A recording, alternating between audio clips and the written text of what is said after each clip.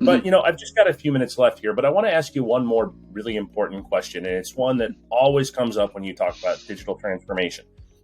Why do companies fail when it comes to digital transformation? Okay. I have two answers for you. Fail first is because they don't start. Okay. They look at this and saying it's not hitting my company. It's not hitting my industry. My profits, my customers like my products. We're highly profitable. We have loads of other issues to deal with, whether it's compliance, whether it's getting more operationally efficient, and the truth is, like, in different industries, the disruption factor is happening at different times and at different scales and time lengths.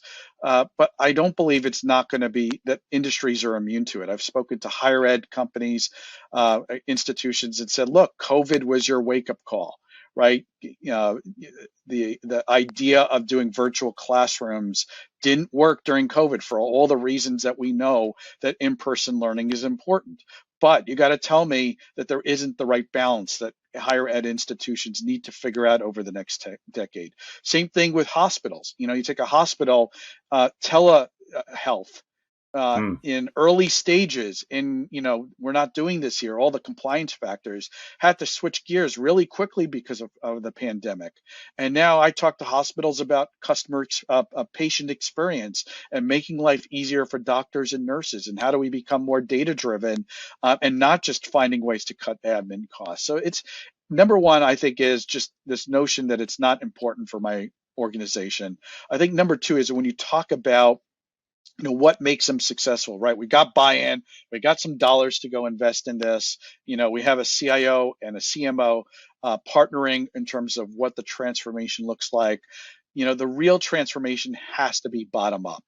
I have a post on this and a video around this. The number one digital transformations fail is we create the deck that everybody aligns to, and then CIOs go back into their office or CMOs go back into their office. They fail to realize that engaging the staff and how they should participate, how they should show up to enable a transformation. And what does that look like in practice?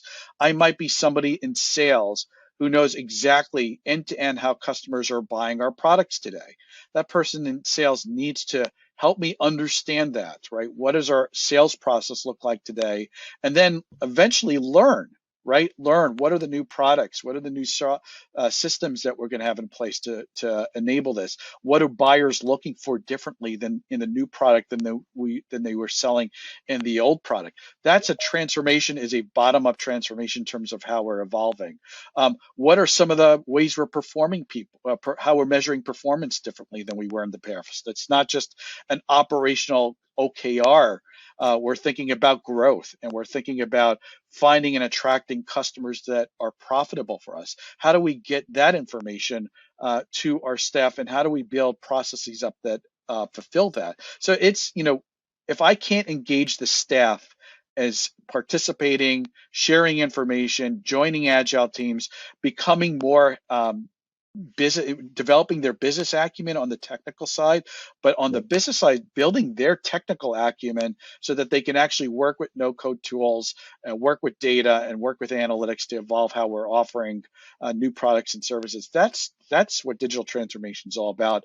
And when I tell people, just to close out, we'll have a view of what transformation looks like in our organizations that maybe takes us 2 or 3 years out. And then in 2 or 3 years out, we're going to do this again. If you look back 2019, no visibility into a pandemic, into hybrid working, into supply chain issues, whether or not we're going to hit a recession or not. Now that's what we're coming off of parts of that. We're looking into the future about what the economy looks like and what supply chain looks like, what employee experiences look like. And in 3 years, I don't know, maybe we'll be talking about Web3 and the metaverse and how that's changing our products and services. So we will always be transforming. That means a different way we're showing up, working with the staff. That means we need to have the right technologies in place to now enable us to continue to transform as an organization. Yeah, I think if you went back to before the pandemic and you'd asked them what was the next major disruptor in technology, a lot of companies would have said it would have been the meta, right? But you never know what's out in front of you. You never know what's going to be out in front of you. And I think that that's one of the things that when you think about flexibility, that you need to be ready for anything, and having that stakeholder engagement throughout that process and buy-in, like you